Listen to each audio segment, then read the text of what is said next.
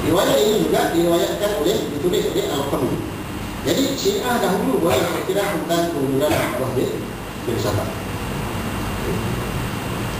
Jadi banyak lagi sebenarnya kan, kalau sekiranya kita nak tulis kat sini kan, kitab-kitab yang menceritakan tentang wujudnya Abdullah bin Sabah. Jadi kalau sekiranya saudara-saudara terbaca dalam mana-mana artikel ya, atau mana-mana tulisan orang yang mengatakan bahawa Abdullah bin Sabah ni adalah merupakan satu peribadi khayal, kan, sebenarnya itu adalah merupakan satu dakwaan yang tidak betul. Itu adalah merupakan percubaan daripada orientalis dan percubaan daripada Syiah yang Syiah generasi muda ni kan, untuk menghapuskan peribadi tersebut dan sebuah watak tersebut daripada sejarah. Sebenarnya watak itu adalah merupakan watak yang real, watak yang betul. Kemudian kita melihat di sini apa peranan yang telah dimainkan oleh Abdullah bin Sabah kan di zaman Sayyidina Osman. Kebanyakan penulis kan, apabila dia menulis tentang Abdullah bin Sabah, dia kan, sama ada dia akan memperbesarkan kan peranan Abdullah bin Sabah kan. Sebagai daripada tulis kita tengok dia punya kecenderungan sampai ke peringkat ini. Sampai kalau sekiranya saya masih ingat contoh macam khilaf di antara Sayyidina Osman dengan Abu Dhar, sebagaimana yang pernah kita ceritakan pada 2 bulan ke 3 bulan lepas pengajian yang lepas, 2 bulan ke 3 bulan lepas khilaf di antara Osman radhiyallahu anhu dengan Abu Dhar radhiyallahu anhu kan. Kalau sekiranya kita melihat tulisan yang oleh Muhammad As-Salafi, kita mendapati bahawa khilaf tersebut sebenarnya adalah merupakan khilaf yang kecil di dalam masalah cara kita mengurus dan memandang harta. Jadi khilaf itu setakat itu saja. Tetapi sebahagian daripada ulama atau sebahagian daripada penulis, dia mengatakan bahawa Abu Dhar dia terkesan dengan diayat daripada Abdullah bin Sabah. Terkesan dengan diayat daripada Abdullah bin Sabah. Jadi sebahagian daripada penulis dia memperbesarkan peranan Abdullah bin Sabah sampai ke peringkat ini. Sampai ke peringkat maknanya Abu Dhar sendiri pun terpengaruh dengan Abdullah bin Sabah. Terpengaruh dengan Abdullah bin Sabah. Bahkan dalam perang Jamal, perang Mu'tah dan juga perang Siffin, perang yang berlaku di antara Sayyidina Ali dengan Muawiyah, perang yang berlaku di antara Sayyidina Ali dengan Sayyidah Aisyah, dengan Zubair bin Awam, dengan Talha bin Ubaidillah, juga dipengaruhi oleh Abdullah bin Sabah. Maknanya sahabat-sahabat besar ni tadi juga dipengaruhi oleh Abdullah bin Sabah. Ada yang tinggi sampai ke peringkat ini, dia memperbesarkan peranan yang dimainkan Abdullah bin Sabah. Jadi sebenarnya itu terlebih meletakkan saiz, maknanya saiz itu sebenarnya tidak selesai. Tetapi di masa yang sama, kita juga tidak boleh memperkecilkan saiz tersebut ataupun peranan jahat yang telah dimainkan oleh Abdullah bin Sabah. Sebagai daripada penulis, dia cenderung untuk mengatakan bahawa Abdullah bin Sabah sebenarnya tak ada apa, tidak ada apa-apa yang dia berjaya lakukan. Dan kalau berjaya tak berjaya, kita dapati bahawa pembunuhan Sayyidina Osman pembunuhan Sayyidina Osman, kalau itu pendapat Dr. Muhammad As-Salafi, dia mengatakan bahawa pembunuhan Sayyidina Osman adalah merupakan satu pembunuhan terancam dan orang yang menjadi dalam di belakang pembunuhan tersebut adalah Abdullah bin Sabah. Jadi nak kata peranan dia terlalu besar pun tak, nak kata peranan dia terlalu kecil pun tidak, dia sihat. Tapi ada peranan-peranan jahat yang dia lakukan. Kemudian satu lagi faktor penting juga untuk kita fahami apa juga musuh jahat daripada musuh sebenarnya tidak akan berjaya kecuali kalau sekiranya berlaku kelemahan dalam sistem mengkafiran Islam ataupun berlaku kelemahan dalam umat. Jadi itu yang berlaku kepada umat Islam di zaman Sayyidina Osman.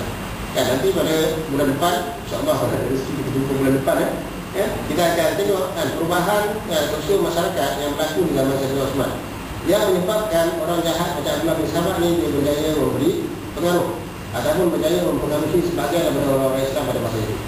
Jadi maknanya bukan kehebatan Abdullah bin Sabah saja, tetapi sebenarnya sebahagiannya dimainkan oleh perubahan struktur masyarakat yang berlaku di zaman Sayyidina Osman. Jadi insyaAllah dalam rezeki kita akan tengok pada bulan depan. Kita tengok di sini bagaimana Abdullah bin Sabah apabila dia masuk Islam, dia mempelajari Islam dengan sungguh-sungguh dan dia berhujah dengan orang-orang Islam, mempengaruhi orang-orang Islam dengan menggunakan hujah-hujah daripada Quran dan hadis.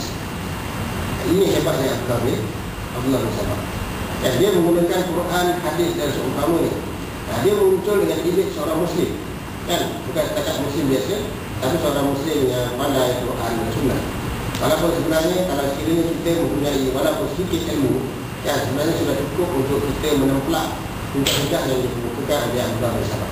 Tapi kita faham zaman itu adalah merupakan zaman pembukaan terlalu banyak dan orang-orang yang baru masuk Islam itu sebenarnya adalah merupakan orang-orang yang memang Kita sebutlah mu'alaf, memang mu'alaf pun.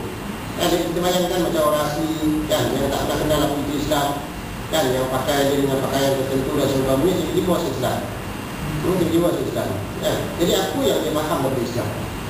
Tiba-tiba datanglah seorang ustaz nama Abdullah bin Sabah yang memberikan kepada dia fatwa-fatwa tertentu, fatwa-fatwa tertentu. Maka sudah tentu dah mereka mempercayai. Jadi kita bayangkan suasana masyarakat pada masa itu begitu. Sebagai dalam masyarakat Islam tidak sempat untuk bertemu dengan ulama-ulama yang besar, menyebabkan mereka terpengaruh dengan Abdullah bin Sabah.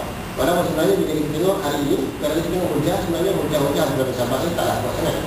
Dengan ilmu yang ada pada kita walaupun tak banyak, kita boleh kata bahawa hujah itu semua tak betul. Tapi masyarakat pada masa itu dia tidak. Hanya orang-orang yang baru masuk Islam itu dia terpengaruh. Contoh Abdullah bin Sabah. Abdullah bin Sabah. Di antara di ayah Abdullah bin Sabah, dia kata, ini kata-kata dari Abdullah bin Sabah. Dia kata, ajaran, alangkah hairan, mimman yazmu anna Isa yarja. Alangkah hairannya apabila seorang manusia atau seorang muslim itu beriktikad bahawa Nabi Isa akan kembali ke bumi. Wa yukadzibu bi anna Muhammadan yarja. Sedangkan dia menolak bahawa Nabi Muhammad SAW juga akan kembali. Jadi dia kata begitu. Jadi Abdullah bin Sabah dia keluar fatwa. Dia kata, kan alangkah hairannya bagi seorang yang mempercayai bahawa Nabi Isa akan kembali, sedangkan dia tak percaya bahawa Nabi Muhammad akan kembali. Sedangkan dalam surah Al-Qasas ayat 85, ini yang kita kalah ni. Sedangkan dalam surah Al-Qasas ayat 85, kan dia kata Allah SWT berfirman, innal ladzi farada 'alaika al-Qur'ana la radduka ila ma'ad. Sesungguhnya Tuhan yang telah memfardukan kepada kamu Al-Quran, yang telah menurunkan kepada kamu Al-Quran, dia akan mengembalikan kepada kamu kepada ma'ad. Ma'ad ni kalau kita orang Islam kita percaya ma'ad ni maksudnya akhirat lah. Jadi mana tafsir ayatnya sebenarnya, sesungguhnya Tuhan yang telah menurunkan kepada kamu Al-Quran, dia akan mengembalikan kamu ke sisinya di akhirat. Ke sisinya di akhirat. Allah bin Sabah dia bercakap kepada orang-orang yang baru masuk Islam, orang-orang yang jahil, dia kata masuk ma'ad itu maksudnya kembali ke muka bumi. Jadi maknanya ada dalil daripada Al-Quran bahawa ataupun hadis bahawa Nabi Isa akan kembali, dan begitu juga dia kata ada ayat daripada Al-Quran surah Al-Qasas ayat 85 yang mengatakan bahawa Nabi Muhammad SAW juga akan kembali. Jadi dia kata alangkah hairan, alangkah hairannya orang yang mengatakan bahawa Nabi Isa kembali sedangkan dia tak percaya bahawa Rasulullah SAW Muhammad sendiri akan kembali. Dan dia kata apa lagi? Dia kata Muhammad ahaqqu birrujuk min Isa. Sedangkan Nabi Muhammad lebih afdal untuk kembali ke muka bumi dibandingkan dengan Nabi Isa. Dia gunakan logik. Seolah-olah dia kata Nabi Isa nak kembali pun apa. Sedangkan dunia lebih memerlukan Nabi Muhammad. Sedangkan bukankah Nabi Muhammad itu penghulu kepada segala Nabi, dan bukankah syariat sekarang ini syariat Nabi Muhammad. Jadi Nabi Isa kembali untuk apa? Nabi Isa itu kembali untuk apa? Ini orang yang menggunakan mantik, yang menggunakan hujah-hujah akan. Tapi malangnya memang ada orang macam ini. Ini ada orang yang percaya seperti itu. Walaupun tak ramai, walaupun tidak ramai. Kemudian seterusnya, dia mengajak manusia tentang satu pahaman yang sekarang ini dipegang oleh Syiah, iaitu satu yang disebut sebagai fikrah wasi.